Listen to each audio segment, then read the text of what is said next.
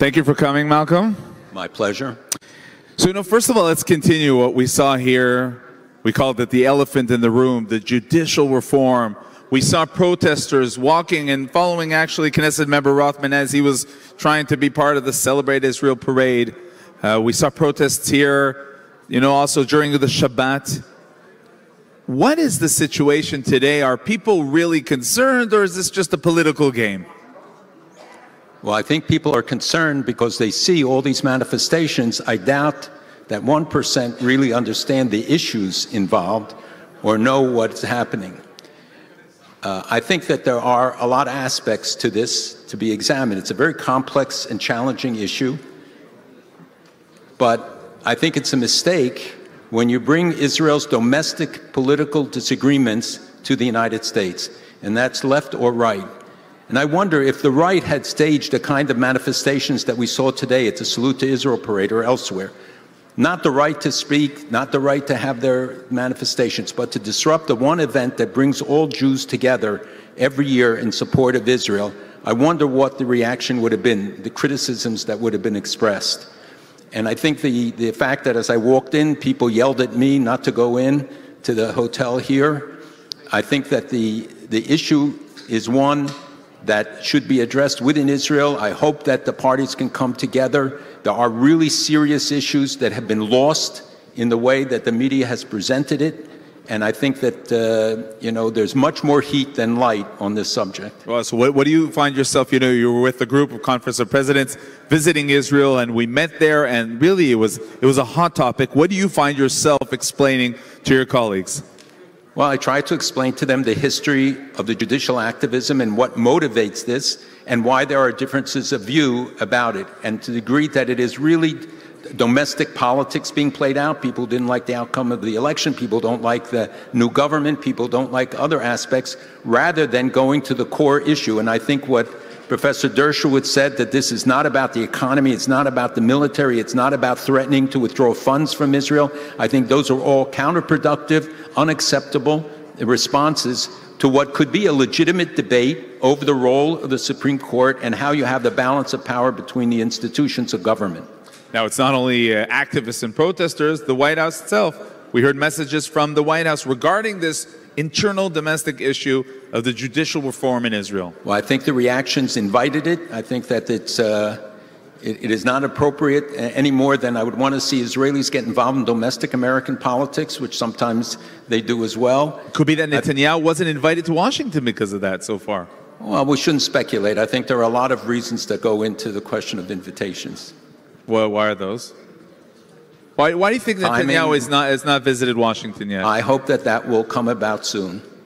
Okay, so now regarding White House, regarding Washington, we saw the plan to fight anti-Semitism. We're hearing criticism even from CAIR, the Council of American Islamic Relations. First of all, a few words about the plan that was presented. Is it, as we say, good for the Jews? When the President of the United States speaks out against anti-Semitism, it's good. We all the time campaign to put the issue on the front burner, to get the attention of Congress, to get legislation, to get endorsement of IRA, to get measures by the federal agencies, to get more support for the protection of our institutions. This mandates that every government agency has to look into what it can contribute, even the agricultural department, in terms of kosher food being available in our government institutions, even penal institutions. So, yes, there can be good of it. But I think if you look at the statement by CAIR today, the Council on American Islamic Relations, it raises exactly the issues that should be concerned to us. There they say the document does not endorse IRA. And this was the issue we kept pressing before, is that there has to be a clear statement that is unambiguous, that you can't have this interpretation that the IRA definition isn't accepted as the definition, because if you can't define it, you can't fight it. Well, let's delve into which definition are you afraid of? The issue of Israel, the issue of Judaism, Islamophobia? What are the definitions that are... In this case, they're interrelated. This is not about Islamophobia, and as I said earlier, they will link it, and now they did in their statement saying this is a statement against anti-Semitism, Islamic racism. We're against all racism, indeed. But right now, we have a particular problem. When the vast majority of hate crimes are against Jews, it's not against Muslims, not against others. We have to address a special issue that is plaguing America now. From coast to coast, in every city, it is Jews who are the major target for hate crimes. And I think anything that waters down the ability to address it, the inclusion of the nexus thing, even though they didn't endorse it, but they make a reference which makes it that the CARE and others can interpret it as equivalent to IRA, and saying that IRA's examples, which are what are really important, because they talk about denying Israel's right to exist. And they say this does not limit our ability to support BDS. It doesn't limit our ability to take on the stance we have about Israel. So your demand from the White House now, make it clear that this is following IRA, is talking about also denying Israel's right to exist? I think that there has to be clarity about it.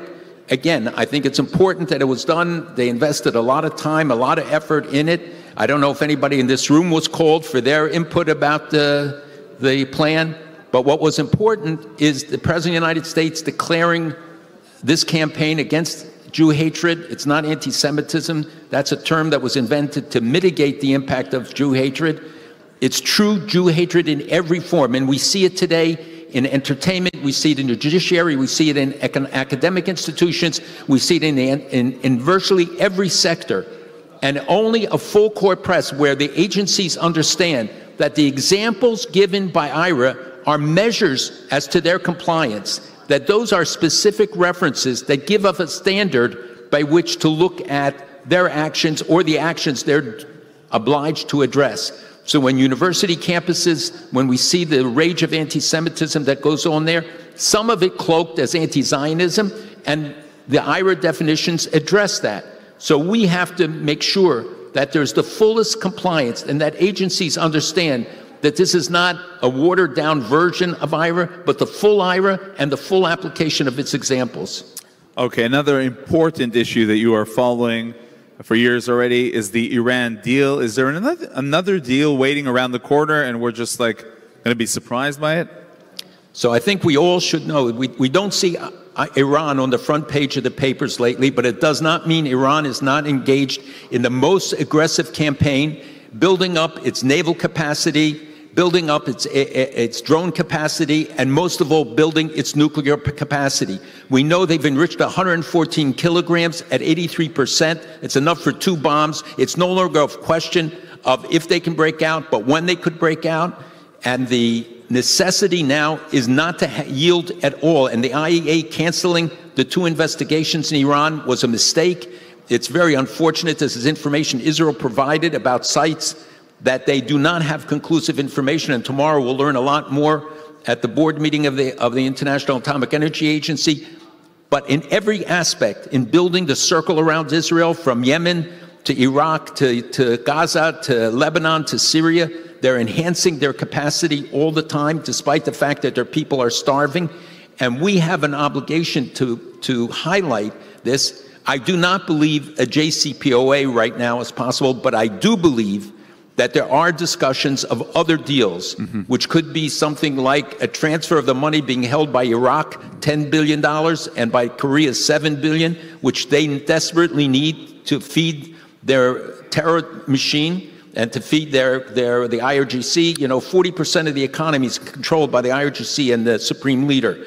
So any money, again, released to them would be a terrible mistake at this time. Second, that I think the idea of release of prisoners at any price, they should release the prisoners because they're holding them illegally. It's a violation of human rights. These are war crimes that are being conducted by Iran on a constant basis, and they should be held to account.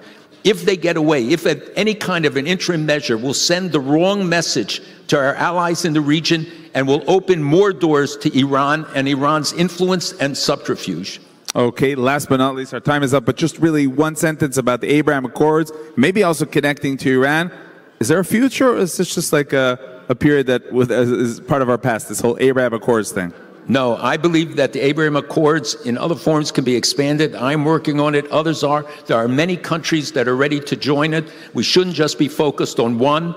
And I think that one country you can bring along better by not publicly focusing on it. There are great opportunities. Nobody You don't want to say which one country that is? Saudi Arabia. Saudi Arabia. But I do believe there are many others that could be brought along. I do believe it's important ultimately to bring Saudi Arabia along. I don't believe the Saudi-Iran deal recognition It doesn't end the Sunni-Shiite fight. It doesn't change anything. They're still aiding the Houthis, Iran, against Saudi Arabia. I do believe we have to keep that on a low burner and sustain it, build the relationships with other Muslim countries in Africa and Asia. There are many waiting for it. We can change the world through this. We already have the Mediterranean Initiative with Greece, Cyprus, Israel, Morocco, many others. You have the Gulf Accords, and you have now many other opportunities.